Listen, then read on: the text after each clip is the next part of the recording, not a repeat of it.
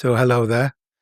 In one of her talks, the non-traditional, the very non-traditional Zen teacher, Charlotte Beck, gave a talk entitled The Eye of the Hurricane. I thought it was really, really useful way of looking at the human condition. She described what an airline pilot has to do in a hurricane.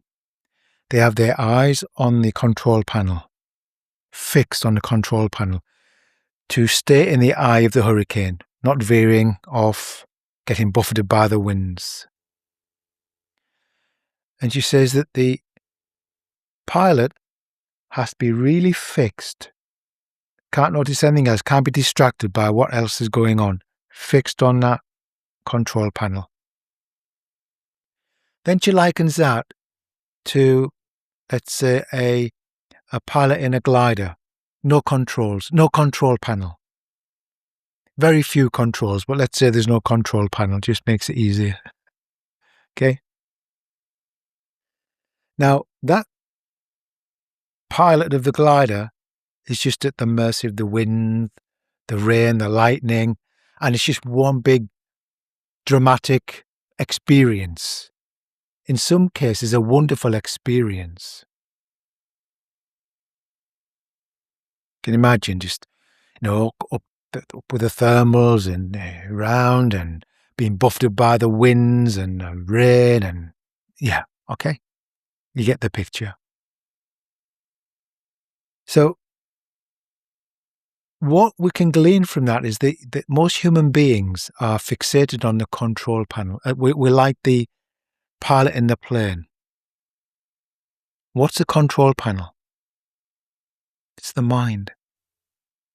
We could say ego-centered mind. There isn't an ego, but ego is really a pattern of thought. It's not an object. Because we are fixed on that. So just as the pilot of the plane doesn't notice the winds and the lightning and the rain and the wonderfulness of what's actually happening, the drama of it all, he or she doesn't notice it. They're fixed. So when we're fixed on the control panel, how I should be, on the future, the past, how other people should be, how we worry about this, getting anxious about that, trying to control each moment as best we can so that nothing bad happens to us. Now imagine that to somebody who's not fixed on the control panel. Like the glider pilot was just enjoying the wind and the rain and the lightning and life. Who's just enjoying life, doesn't have to control life. Most of us are like the pilot in the plane. And what do we get from being fixated, being obsessed, being drunk on the control panel, on thinking? I'm not talking about functional thinking so much here, or practical thinking, that's fine. That's what the mind, it's a tool. When we are obsessed with the control panel, we miss life. We miss it. We're trying to control it. We don't even know what it is, but we're trying to control it. And what we get from being fixated and obsessed with the control panel is we gain an identity from all that thinking. All that thinking gives us an identity, which we call me. That's where the identity comes from. It's thought created. It's a creation. It's a fabrication. All that thinking.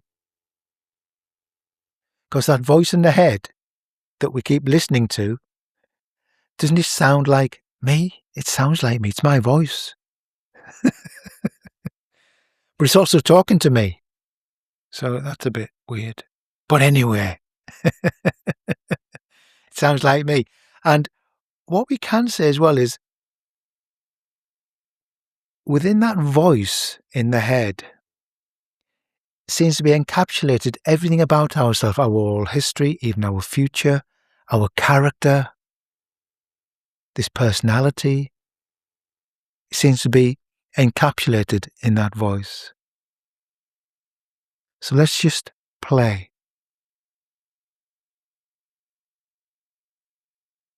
What are you without the voice in your head?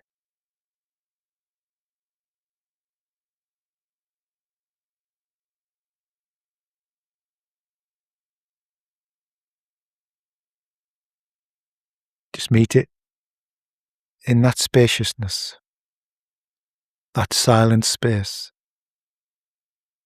You don't need to answer.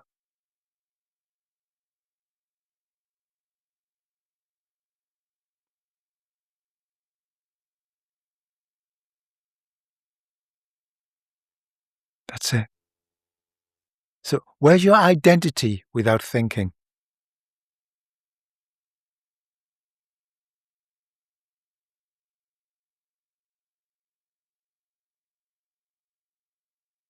Without the thought, me, who are you?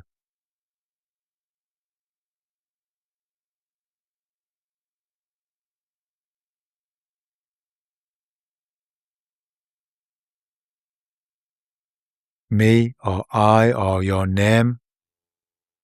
Are you your name? Is that who you are? Does your name define you? If you change your name, would this change? No. Who are you without your name?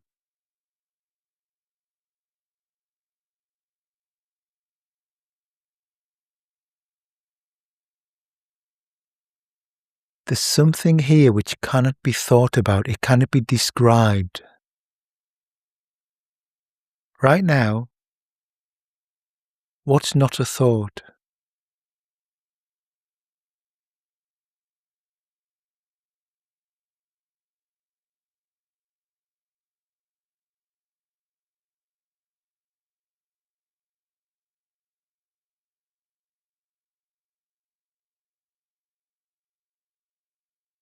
It's really very, very simple. It's just that we are so intoxicated with thinking, with the control panel. And I'm trying to wean us off the control panel. That's really what we're trying to do. Wean ourselves off it. Just come back to, let's not even give it a name. Let it be the wordless, the nameless. Because as soon as you put a name on it, mind thinks it knows what it is.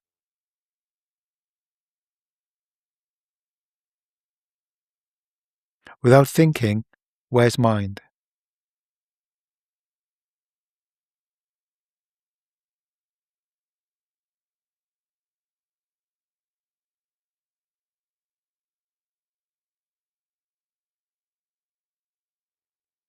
So life is happening. There's the equivalent of the lightning, the warm rain, the high winds. It's all happening. But we miss it. Because we're obsessed with thinking, the control panel. We'd rather think about life because thinking is the about world. It's always about something. It's never the something. The description is never the described.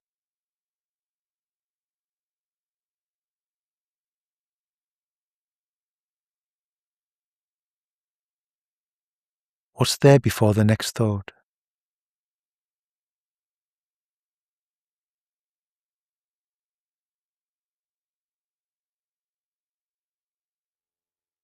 If you can't describe what's here through thinking, what are you left with?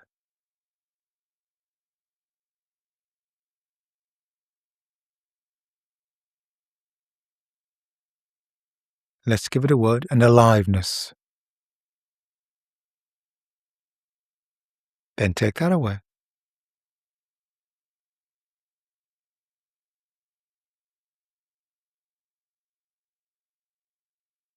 Okay. Thank you. Bye-bye, guys.